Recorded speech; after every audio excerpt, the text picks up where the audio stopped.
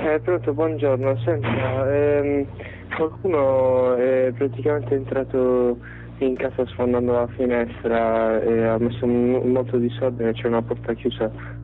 On November the 2nd, 2007, police in Perugia receive a phone call.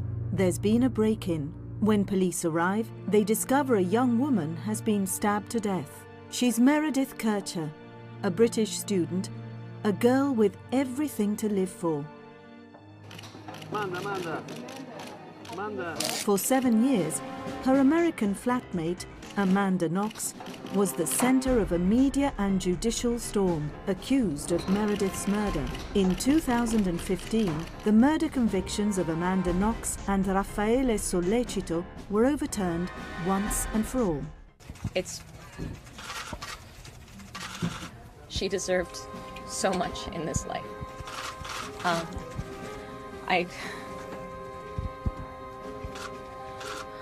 I'm the lucky one. The family of Meredith Kircher feels let down by the Italian judiciary for the contradictory verdicts it has produced over nearly 8 years.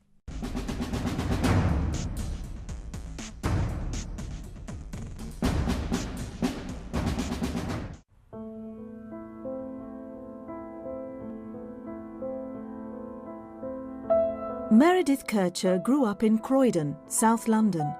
In August 2007, a new university year is about to start. Meredith, now 21, prepares to leave for the ancient and peaceful hilltop city of Perugia, Italy. She was very excited about coming to Italy, looking forward to learning more about Italian culture, seeing the city of Perugia and making new friends. And she really fought to come here. She really wanted to be here. Mez, as everyone calls her, is studying European politics and Italian at Leeds.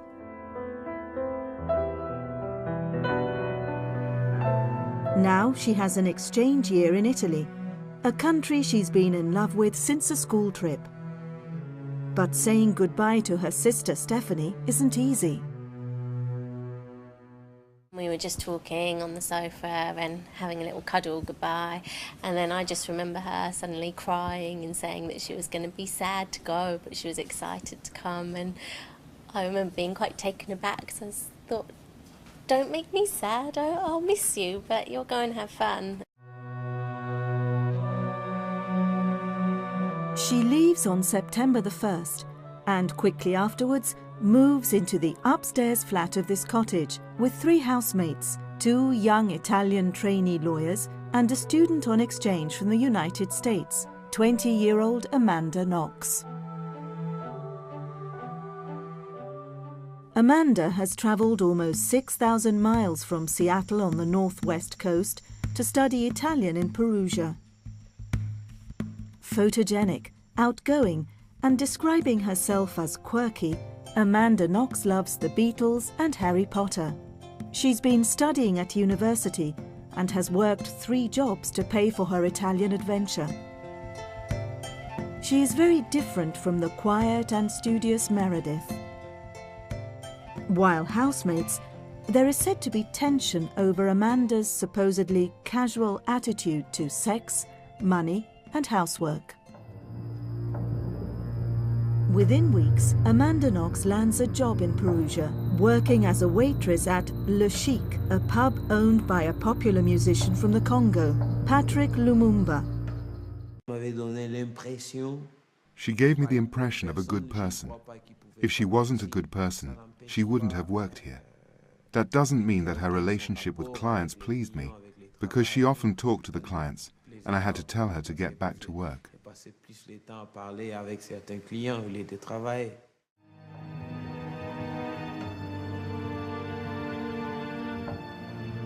On October the 25th, Amanda and Meredith go to a classical music concert together, where Amanda meets Italian student Raffaele Sollecito.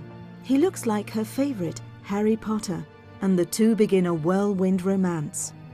Described by friends as intelligent and sensitive, the handsome Raffaele has come to Perugia to study information technology.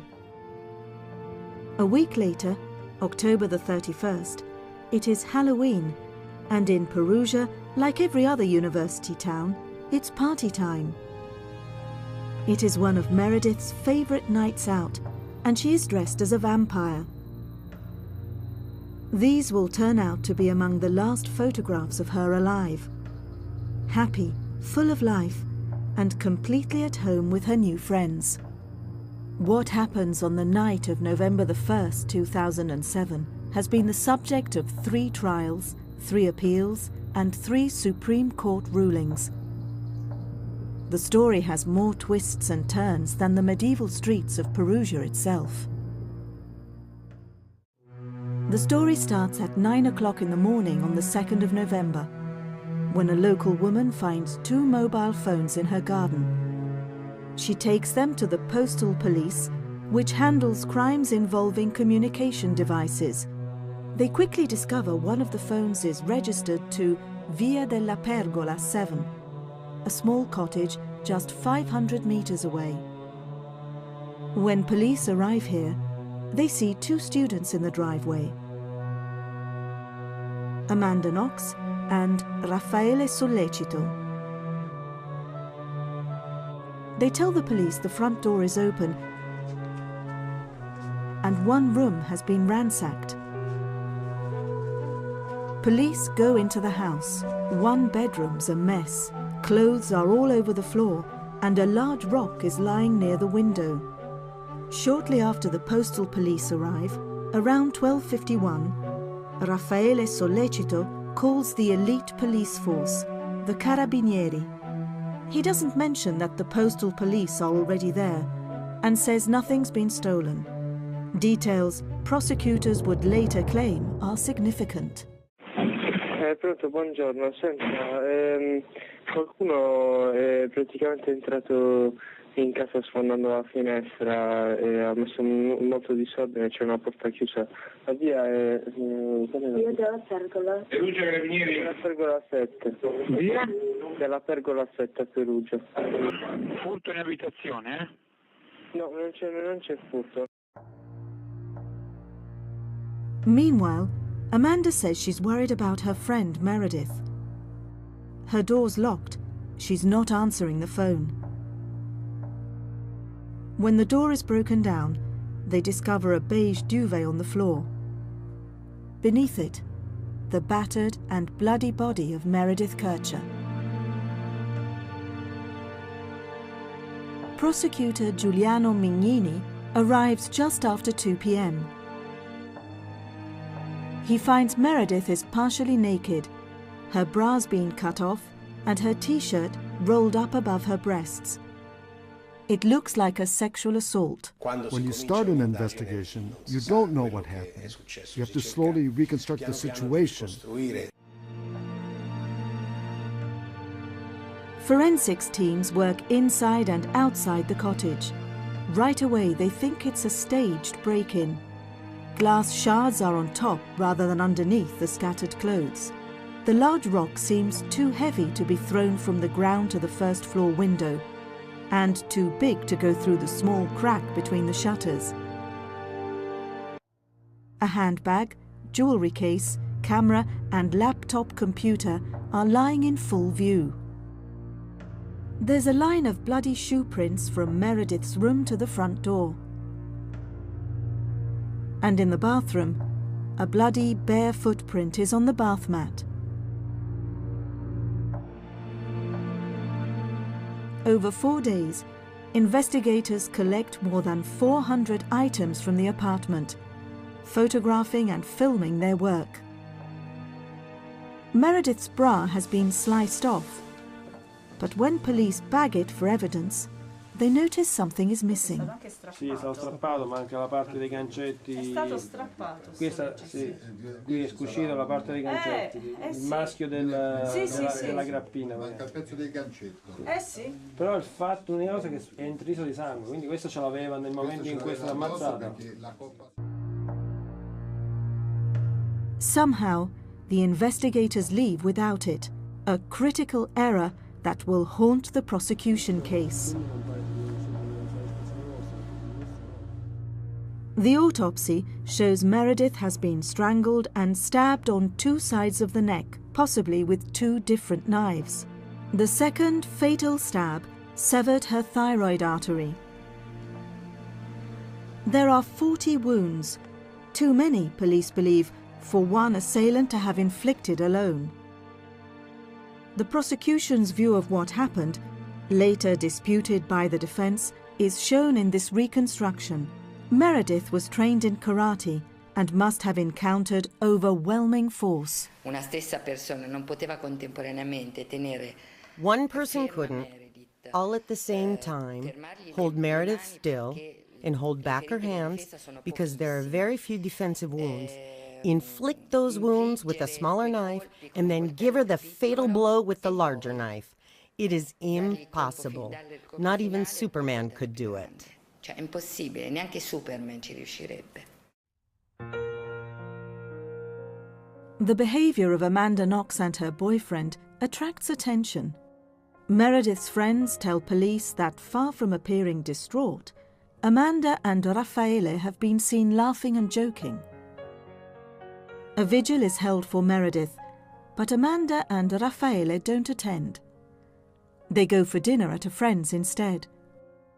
And the prosecutor recalls why he was concerned by Amanda's behavior. Quando furono portate queste ragazze a vedere I coltelli che c'erano nella cucina. When the girls were brought to see the knives that were in the kitchen, the reaction of Amanda, it was a reaction. She put her hands on her ears, as if she were trying to block out a terrible sound she was hearing in her ears. It was like she was having a nervous breakdown. Ebbe proprio un cedimento nervoso. And then there was this, one of the defining images of the case. Amanda and Raffaele kissing outside the cottage where Meredith was murdered. Her supporters say this was only natural. Did they comfort each other? We've seen that famous footage of the two of them together. They did. What's wrong with any of that? Nothing. It did appear to be wrong to some authorities. November the 5th, 4 days after the murder. Raffaele Sollecito is called in for questioning. Amanda goes with him, and once again her behavior seems odd. She does yoga and the splits in the waiting room. At this point, the couple's alibi appears to fall apart. Amanda had told police she'd spent the night of the murder at Raffaele's apartment. They cooked, watched a film, made love, smoked marijuana and went to bed. But separately, Raffaele's story begins to change. He's no longer sure if Amanda was with him all night. Amanda's called in for more questioning. As she is only a witness at this stage, an interpreter is present, but she has no legal representation. What happens next is crucial and one of the most controversial twists in the story. Police ask Amanda Knox about text messages on her phone. In particular, a message from her boss, Patrick Lumumba. Don't come to work tonight because there aren't enough clients. It's like Sunday. I sent that message not to come. Amanda had texted back, "See you later." She says she just meant see you around. But police now want to know. Had Amanda arranged to meet Lumumba later that evening and taken him to her house? At 1:45 in the morning, Amanda breaks down. She says she had entered the house with him because he was attracted to Meredith and wanted to be with Meredith. And she stayed in the kitchen and heard Meredith's screams, and he was the assassin. That's what she said. Police believe Amanda Knox's story. They raid Patrick Lumumba's home and take him in. Within hours, his photo flashes around the world as one of the murder suspects. But for the police, Amanda Knox has now gone from witness to suspect. If she's taken Lumumba to Meredith, she must have been at the house. Lei si è posta nel luogo del delitto. She put herself at the scene of the crime. She admitted to accompanying Lumumba as if she were an accomplice in his project. She was in the room next door when the crime happened, in her version. This fact pushed the police to suspend the audition in order to protect her rights. Ha spinto la polizia per ragioni di garanzia a sospendere l'audizione. November the 6th, 2007. Amanda Knox and Raffaele Sollecito are arrested. Waiting to be taken to jail, Amanda makes another attempt to tell police what happened with Lumumba by writing out an explanation in English.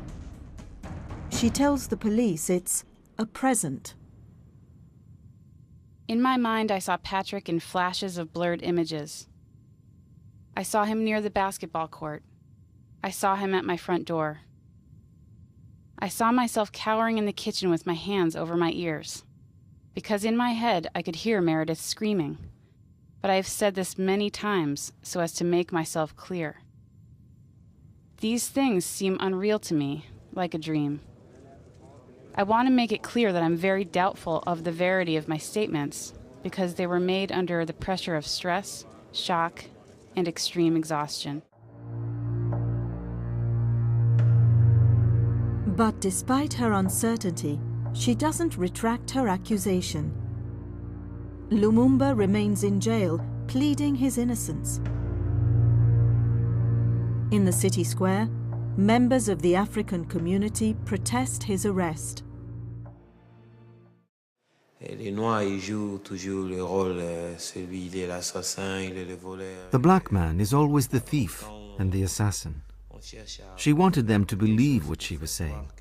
It was just because I was black. She was looking for someone in society who was credible. There was a moment when she should have actually retracted that story. There's a moment when she should have said, no, this is the wrong thing to do. He was thrown into jail for 2 weeks, just over 2 weeks, for something he did not do, and he lost his livelihood.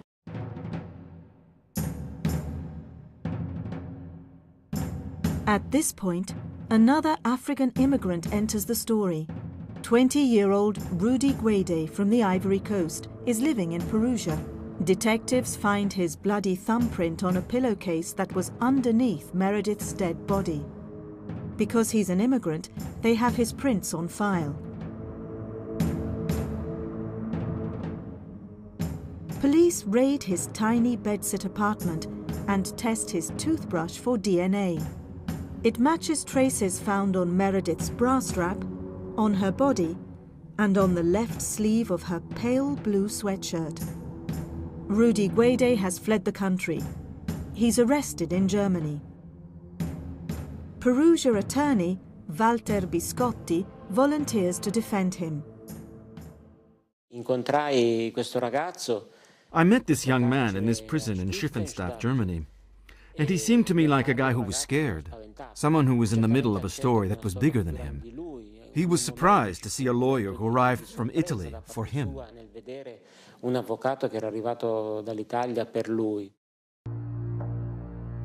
Extradited back to Italy, Rudy Guede confirms to police that he's lived in the country since the age of 5. A keen basketball player, he'd met Amanda and Meredith after shooting hoops with students who lived in the apartment below theirs. They partied and smoked dope together. Meanwhile, the case against Patrick Lumumba, as outlined by Amanda Knox, collapses. A customer at the bar has given him an alibi and he's freed. How did Amanda Knox come to mention Lumumba's name to police? For the first time, we can hear an audio tape of her explanation to the prosecutor. A transcript of this was presented in court, but not the audio. Accompanied by 3 lawyers and an interpreter, on December the 17th, 2007, Knox is asked why she told police Lumumba committed the crime. Perché se lo era immaginato? Why? You imagine. why. I was stressed, I was scared, it was after long hours, it was in the middle of the night, I was innocent, and they were telling me that I was guilty. Che cosa le diceva la polizia? What did police tell you? The police were telling me that we know you're at our house, we know you left the house, and what the moment before I said Patrick's name, someone was showing me the message that I would send on the phone. Che cosa c'è di più normale che insistere? La polizia fa la sua parte.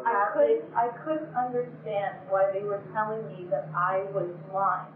They kept telling me that I was lying. Ma perché poi prima ci ha detto potrebbe essere vero. It means that in that moment that I had said Patrick's name, I thought it could have been true. So what's the extent of the police evidence at this point? It includes the knife found at Raffaele Sollecito's apartment that they believe could be the murder weapon. But they need more, so return to the crime scene. 46 days after the murder, they find Meredith's bra clasp under a mat. Using rubber gloves, they pick it up and inspect it. It will become the most controversial piece of evidence in the investigation. The defense will claim the delay in collecting it could have resulted in contamination. Investigators also, for the first time, use luminol to look for invisible bloodstains. 3 clear footprints appear, plus other small bloodstains. More new evidence, but it will be controversial.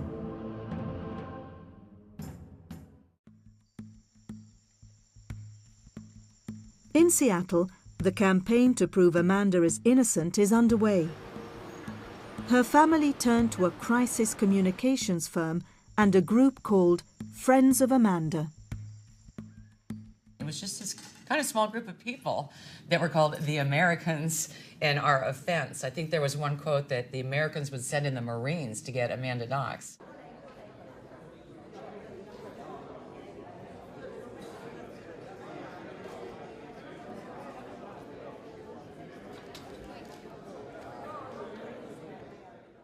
I love Italy, I've been to Italy, and I have great respect for their courts. I do think we have a rogue prosecutor. In Italy, if you speak against the prosecution, you can be prosecuted. So nobody can speak. And it's a perfect storm of a potentially very unfair prosecution.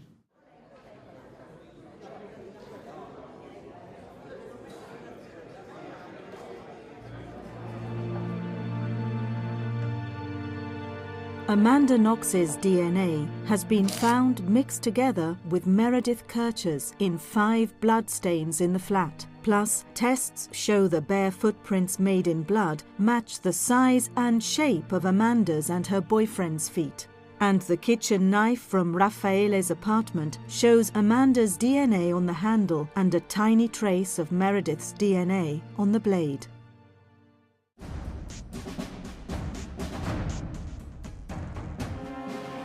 The clock spins forward almost 1 year to September 2008. Amanda Knox, Raffaele Sollecito and Rudy Guede appear before a judge in Perugia. With so much publicity now surrounding Knox, Guede opts to be tried quickly and separately. I was convinced that if he had been tried with the others, that with all the international media clamor and the international pressure there would have been surrounding this trial, they would have dumped all the blame on Rudy. So you have to see the role that money plays, even be it the USA or even here, in your situation as a citizen or as a person, as a suspect, right? You're not. The justice system is not fair, no matter where you are, because money is going to play a role. The prosecution's case is a tabloid editor's dream. They say Amanda Knox, Raffaele Sollecito and Rudy Guede killed Meredith Kircher in a sex game gone wrong. Guede denies this and pleads not guilty. His defense is that he wasn't in the room when Meredith was murdered. He was in the bathroom. Meredith had invited him over, he said. When he got there, Meredith was furious because money was missing and she was blaming Amanda. He says he comforted Meredith and things got physical, but they didn't have full sex. He went to the toilet, then says he heard Amanda enter the apartment. Lui ha sentito la voce di Amanda. He heard Amanda's voice as she came in. He was in the bathroom, or just about to go into the bathroom, and then he really did put on his headphone and listen to music, rap, I think, at full volume, and then heard a scream. He came out and came up against a male figure. Ha incrociato in questo corridoio una figura maschile. Rudy Guede says this man lunged at him with a knife, cutting his hand. The attacker then yelled, "Black man found! Black man condemned," and ran away. Guede found Meredith bleeding in the other room. He tried to stem the blood flow with towels and left a bloody thumbprint on the pillowcase. But the bleeding didn't stop, and Guede says he panicked. Lui ha cercato di aiutarla. He tried to help her. He took her in his arms and should have called for help, but he was scared and ran away, and he feels guilty for this. Quindi lui per questo si sente colpevole. Rudy Guede is found guilty of Meredith's murder and sentenced to 30 years. The judge's verdict says Rudy Guede did not act alone. He's led away to prison. Amanda Knox and Raffaele Sollecito will now stand trial for the murder and sexual assault of Meredith Kircher.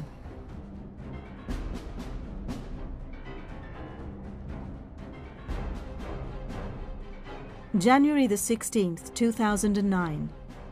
The trial begins.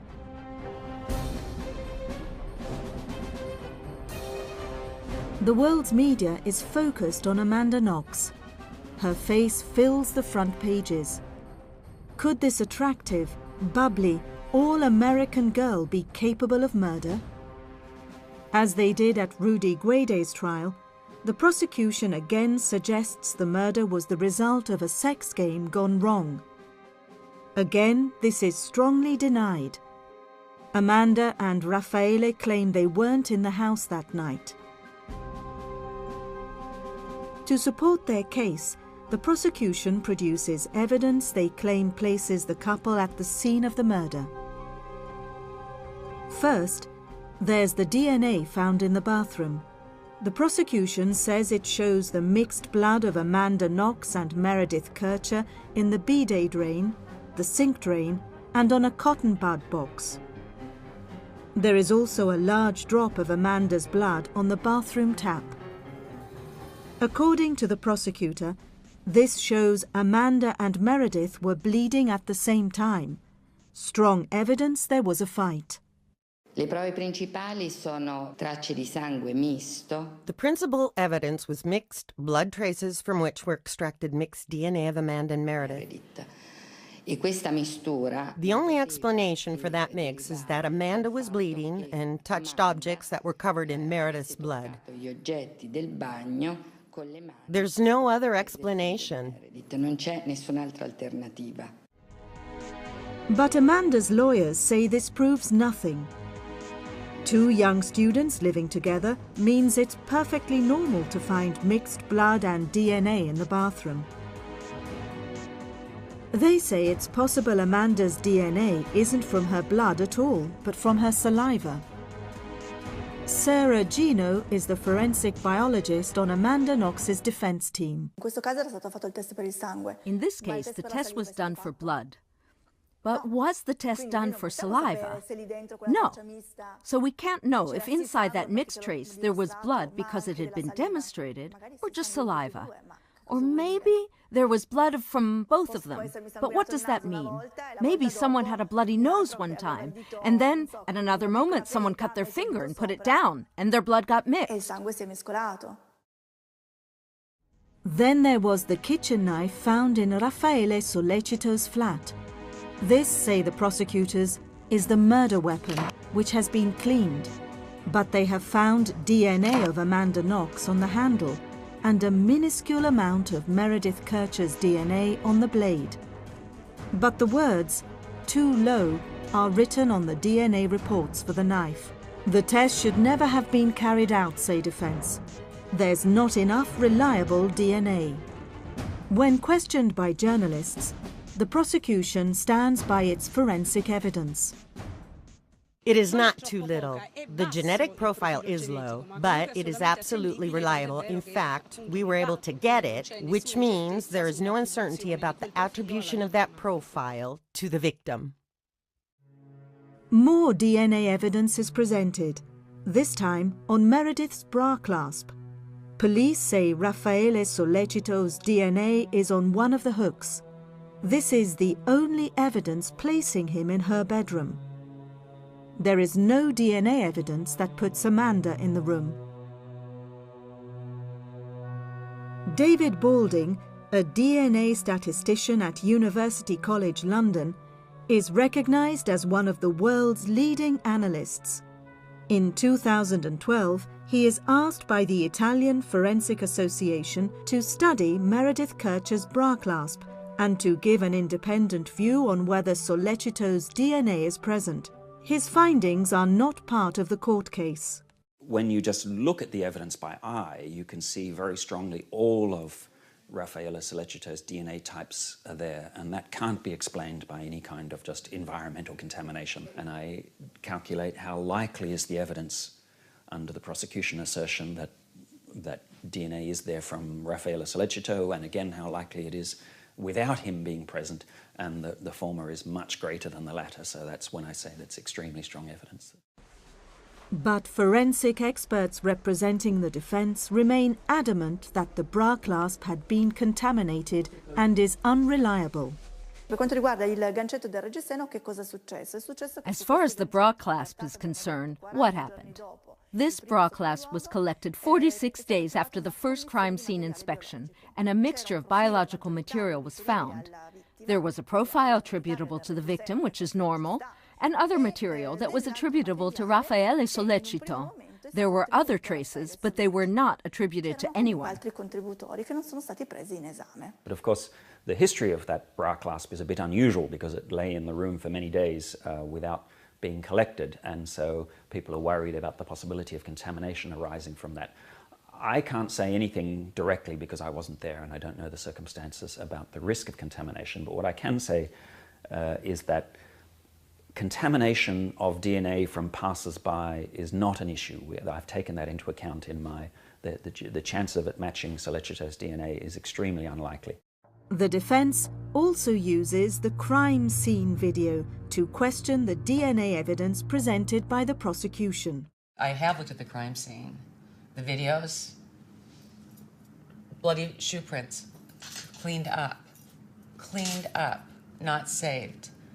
A bra strap collected weeks and weeks and weeks after the initial collection that now supposedly connects Amanda, Raffaele, and Meredith. But the prosecution keeps producing evidence they say connects Amanda Knox and Raffaele Sollecito to the crime scene. Amanda's footprints, which were revealed by the luminol, showed DNA attributed to Meredith, which means Amanda was walking in bare feet, covered in blood.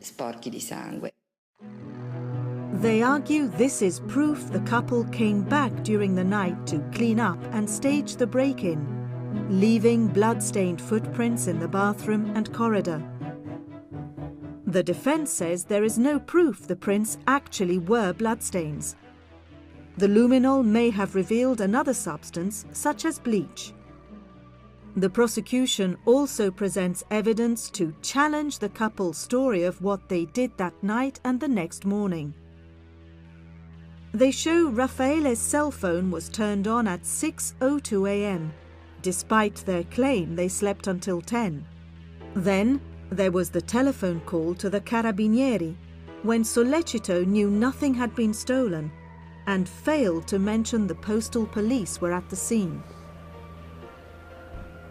They also question Raffaele Sollecito's changing alibi and present eyewitnesses who contradict Knox and Sollecito's stories. In court, the prosecution accuses Amanda Knox of being the leader of a sexual attack on Meredith. They say this was payback for Meredith's disapproval of Amanda's lifestyle. Il discorso del gioco erotico era compreso fin dall'inizio. The erotic game was always part of the case. I think that night, Amanda wanted to make Meredith pay for judging her, which she found offensive. A Meredith un giudizio che lei avvertiva come offensivo nei suoi confronti. Girl from Seattle that worked 3 jobs to get to Italy to study abroad, an honor student from Seattle Prep, doesn't overnight, in my experience, turn into a depraved murderess. Overnight. The court's claims make difficult hearing for the Knox family. Obviously, listening to those types of things were, it's horrible. And I mean, it was an all-out attack on her character by individuals that have no idea who she truly is as a person. One of the things that we have tried to do this entire time is obviously support Amanda by always having somebody over here, somebody to visit her and stuff like that. And we have to stay strong in order for her to stay strong. June the 12th, 2009. Amanda Knox spends 2 days on the stand to tell her version of the story. Millions worldwide watch her explanation of why she put the pub owner, Patrick Lumumba, in the frame. They told me that I was trying to protect someone. Mi è stato detto che stavo cercando di proteggere qualcuno.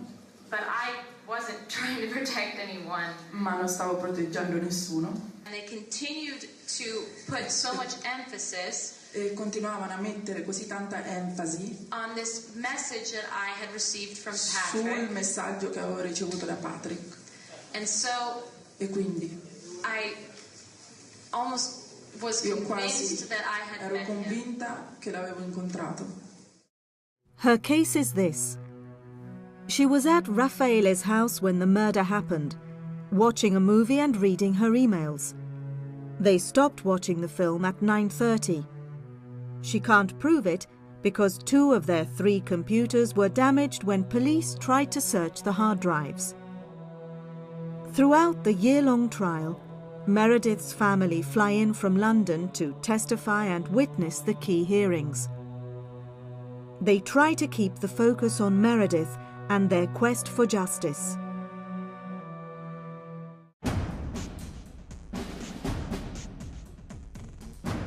The 3rd of December, 2009, the eve of the verdict. Amanda's family arrives to hear her plea for freedom. She knows that she's innocent and has had nothing to do with this, and we're just very hopeful that the court will see and be able to see that in the evidence that's been presented. Amanda is now almost fluent in Italian. Io non sono calma. In questi giorni io ho scritto su un foglio davanti a me che avevo paura di perdere me stessa. E cioè ho paura di avere una maschera di assassina forzata sulla mia pelle. The 4th of December, 2009. 323 days since the trial started. The verdict is broadcast around the world. Dichiara Knox, Amanda, Marie e Sollecito Raffaele colpevoli dei reati loro ascritti. Guilty of murder. 25 years for Raffaele Sollecito and 26 for Amanda Knox. The extra year for slandering Patrick Lumumba. The Kircher's Italian lawyer is satisfied. The failed alibis, the behavior of Sollecito and Knox's statements, the slander of Patrick Lumumba. These are all elements that, once put together, allow the determination of guilt. una dichiarazione di colpevolezza. But Knox's family keeps tight-lipped as they leave the courtroom. Push back. Push back. Chris, stop. When they return to Seattle, they immediately start preparing her appeal.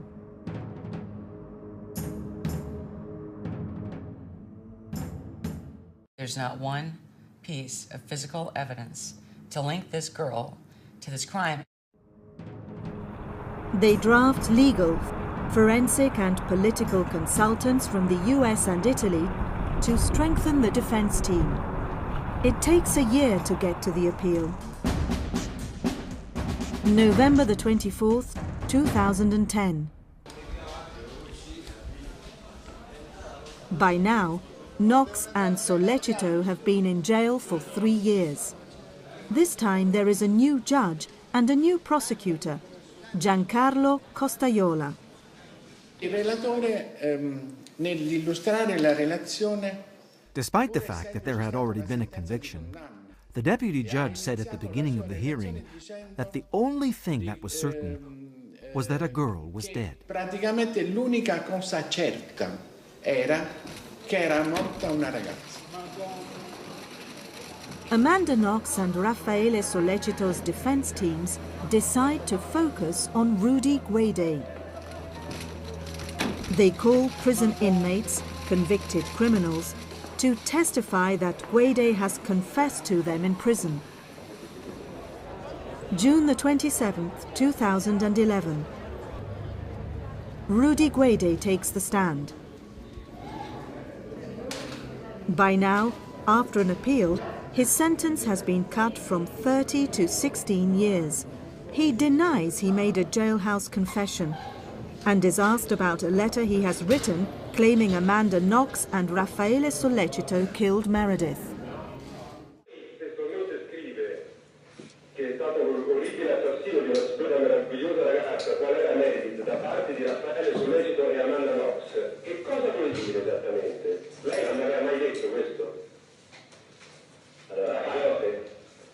Esplicitamente in questa maniera non l'ho mai detto, però l'ho sempre detto. Ma perché l'ha scritto? L'ho scritto perché era un pensiero che è sempre stato dentro di me. Ma quindi non è vero?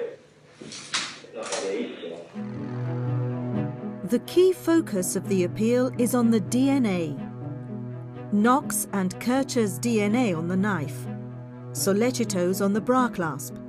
Is it enough to place the defendants at the crime scene or not? The court appoints independent experts Carla Vecchiotti and Stefano Conti from the University of Sapienza, Rome, to review the science. Their report is scathing about prosecution forensic methods. They cite US manuals and standards, highlighting errors made when the evidence was collected. They do find a new trace of DNA on the knife from Sollecito's kitchen that hasn't been tested. However, they argue, it's too small to be of use. This report helps the judge focus his decision on whether there is reasonable doubt about the DNA samples. For Meredith's mother and the rest of her family, the hearings are agonizing. Everything that Meredith must have felt that night, everything she went through, the fear and the terror and not knowing why. And she didn't deserve that. No one deserves that.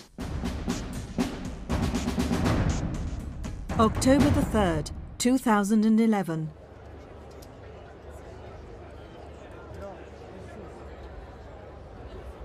Amanda Knox and Raffaele Sollecito await their fate for the second time. In nome del popolo italiano, la Corte di Assise di Appello di Perugia assolve entrambi gli imputati dai reati loro ascritti ai capi A, B, C e D per non aver commesso il fatto. Not guilty.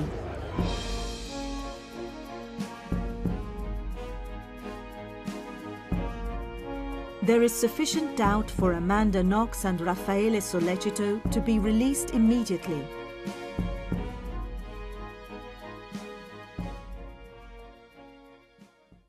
I'm Deanna Knox, Amanda Knox's sister, and I just have a few words on behalf of our family.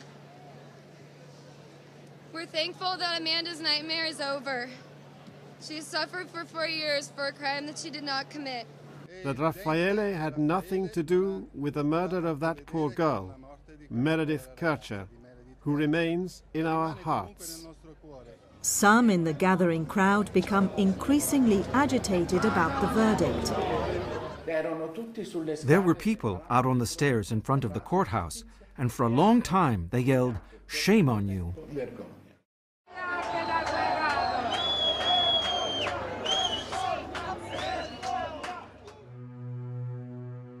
A dark sedan ferries Amanda Knox away to a safe house deep in the Italian countryside for an emotional reunion with relatives after almost 4 years in jail. While Meredith's family is left stunned and pained by the acquittal. Les has been almost forgotten in all of it. The media photos aren't really of her. There's not a lot about what actually happened in the beginning. So it's very difficult to kind of keep her memory alive in all of this. The media's photos will be of Amanda Knox arriving home at Seattle Airport. I'm really overwhelmed right now. I was looking down from the airplane and it seemed like everything wasn't real. What's important for me to say is just thank you to everyone who's believed in me, who's defended me, who's supported my family.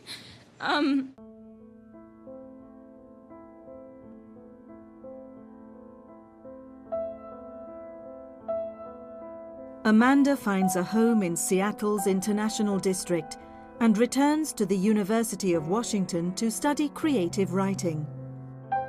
She starts writing a book about her experience, reportedly receiving a $4 million advance, although claims that all of the money goes on legal expenses.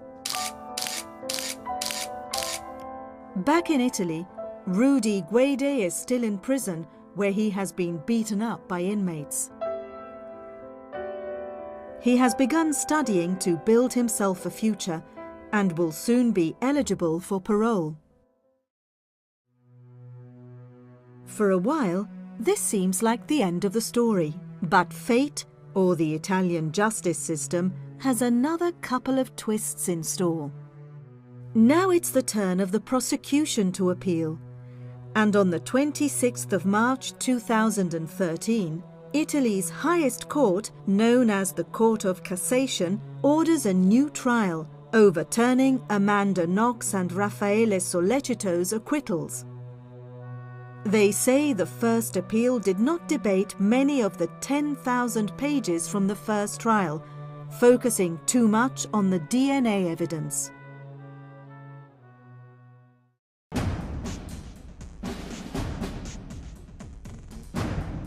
September the 30th, 2013.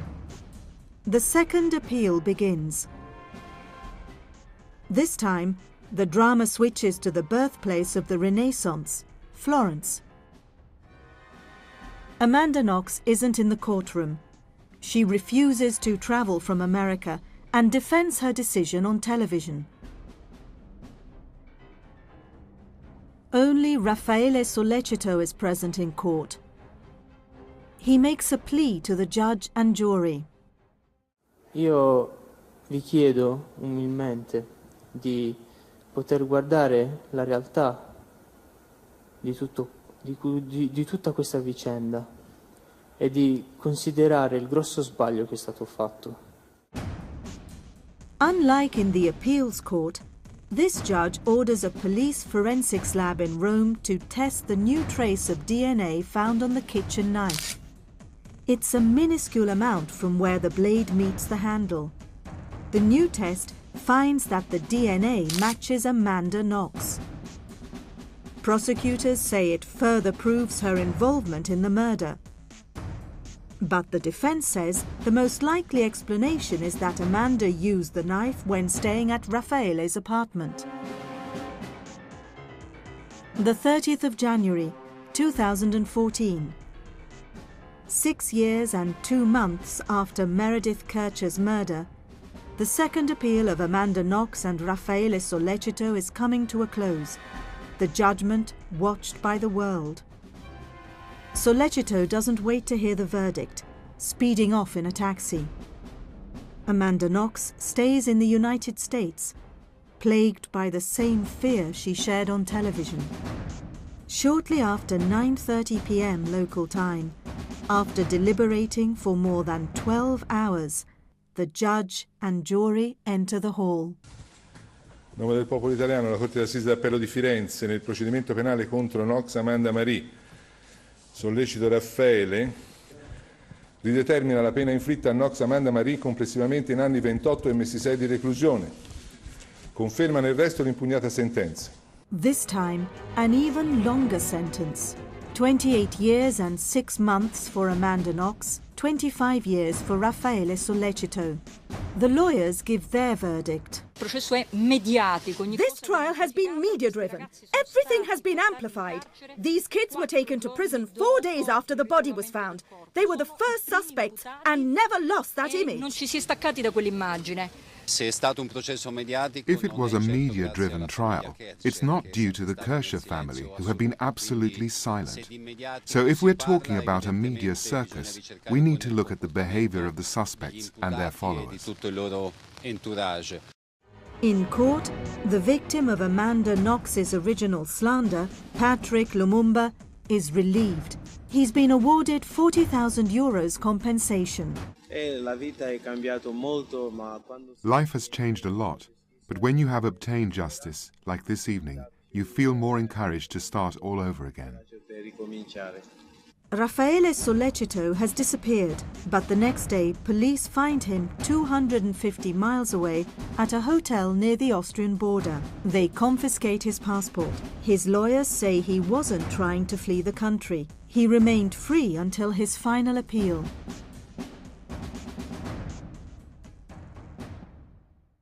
Anybody losing anyone close to them is hard.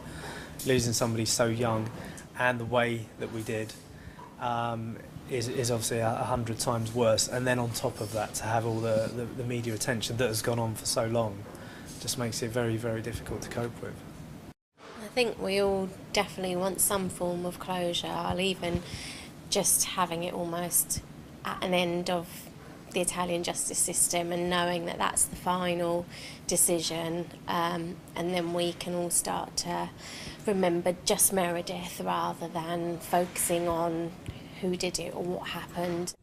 The day of the final appeal came yet another year later, on the 25th of March 2015, 7.5 years from when Meredith was brutally murdered in the hillside cottage in Perugia. Italy's Supreme Court of Cassation was called upon to decide whether or not to uphold the guilty verdict. With no cameras allowed in court, the media camped out on the stairs of the imposing palace of the Supreme Court, interviewing lawyers as they came and went. Amanda Knox's lawyers argued her Florence conviction was a grave judicial error, while Raffaele Sollecito's lawyers likened him to Forrest Gump. Those familiar with the story of Forrest Gump know he is an innocent to whom gigantic, crazy things happen. After a day and a half of final arguments, the panel of 5 judges retired to deliberate. Journalists and legal observers reflected on the possible outcomes. Amanda Knox and her family awaited the decision in Seattle, while Raffaele Sollecito went back home to Bari. After 10 hours of deliberation, shortly before 11 p.m., the final verdict was pronounced. The guilty verdict was sensationally overturned. Amanda Knox and Raffaele Sollecito were cleared of all charges except for Amanda's slander of Patrick Lumumba. I'm incredibly grateful for what has happened, for the justice I've received. We must no longer suggest any possible involvement of Raffaele Sollecito. Enough, enough, enough! Francesco Maresca, the Kercher's lawyer, was stunned as well. La parola fine ovviamente spetta alla The final word came with Friday's verdict that declared the innocence of the two accused, although it did refer to the second clause of Article 530, which relates to insufficient evidence. 530, ovvero sia la non sufficienza, diciamo così, della prova. È stato insopportabile. Non solo per 4 anni sono stato in carcere, ma anche perché sono stato additato come un assassino. They were acquitted without a retrial, so this is where it ends. That Meredith's memory has touched many over the years has been some solace to her family.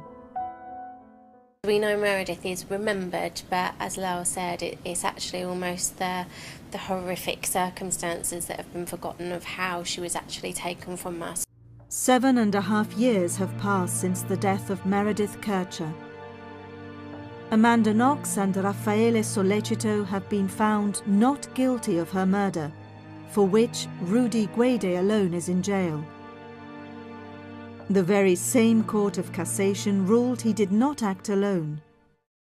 No attempt is being made to find other culprits, leaving many unanswered questions for the Kircher family, who may never know what happened to Meredith that tragic night of the 1st of November 2007.